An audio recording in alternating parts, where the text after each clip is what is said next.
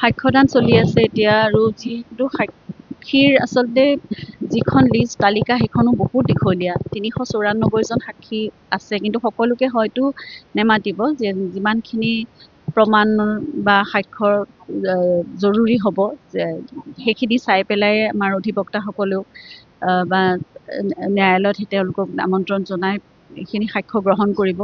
আৰু এতিয়া ইতিমধ্যে সকলো ধাৰা লাগিছে কোন অভিযুক্ত কোনে কি কৰিছিলে সেই কথাবোৰ ইতিমধ্যে ওলাইছে SIT এটা অভিজ্ঞ SIT টিমে সেইখিনি তেওঁলোকে তদন্ত কৰি চাৰ্জশ্বীট দাখিল কৰিছে এতিয়া সাক্ষ্য প্ৰমাণসহ এই গোটেই কথাবোৰ আদালতৰ মজিয়াত প্ৰমাণিত হওক আৰু সেইখিনি এষ্টাব্লিছ হৈ পেলাই দোষীয়ে শাস্তি লাভ কৰক অতি শীঘ্ৰে সেইটোৱে আমি কামনা কৰিছোঁ আৰু সকলো সাক্ষীয়ে যাতে নিজৰ সকলোখিনি যিমানখিনি তথ্য প্ৰমাণ তেওঁলোকৰ হাতত যি আছে তেওঁলোকে যি ক'ব বিচাৰে সেইখিনি যাতে নিৰ্ভীকভাৱে কৈ এই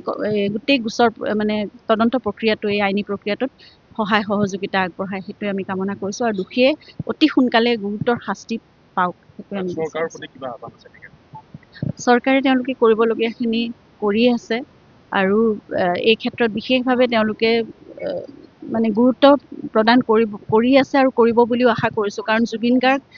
এক বিশেষ সত্তা সকলোৰে জুবিন গাৰ্গৰ বিজয় সকলোৰে প্ৰতিজন অসমীয়াৰ বিজয় হ'ব সেয়া চৰকাৰে হওক ৰাইজে হওক সকলোৰে বাবে আৰু সকলোৰে বাবে মই ভাবোঁ জুবিন গাৰ্গ এক